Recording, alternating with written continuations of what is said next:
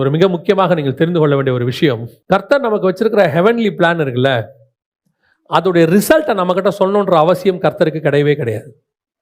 இப்போ என்ன செய்யணும் மட்டும் சொன்னால் மட்டும் போதும். பொதுவாக இராணுவத்தில் போய் பார்த்தீங்கன்னா கமாண்ட் தான் கொடுப்பாங்க, ஷூட், ஹைட், ரன், இவ்வளோ தான் சொல்லுவாங்க. ஒய்ன்னு நீங்கள் கேட்கக்கூடாது. ஒய்ங்கிற கேள்வி உங்ககிட்ட இல்லை, இராணுவத்தில் கிடையாது, போலீஸில் கிடையாது, எதுலையுமே கிடையாது. இப்போ டாக்டர் சொல்கிறாங்க, உங்கள் சுப்பீரியர்ஸோட ஆர்டர்ஸ்க்கு நீங்கள் என்ன செய்யணும்? கீழ்ப்படியணும், அவ்வளோதான். நீங்கள் ஒய்ன்ற கேள்வி உங்களுக்கு கிடையவே கிடையாது. இந்த மாதிரி மிலிட்ரியில் கிடையாது, போலீஸில் கிடையாதுன்னா ஹெவன்லி கிங்டமில் எப்படி இருக்கும்? ஹெவன்லி கிங்டம் நீங்கள் கேட்கவே முடியாது, ஒய்ன்னு கேட்க முடியாது. ஏன் ஆண்டவரை நான் ஏன் இப்படி பண்ணணும், ஏன் விடணும்? ஆண்டவர் சொன்னால் போனா போ, செய்னா செய். ஆனால் முடிவு அபிருதமாக இருக்கும். புதிய எருசலேமில் அந்த அஸ்திவாரத்துக்கு பேரை எழுதிட்டாராம்.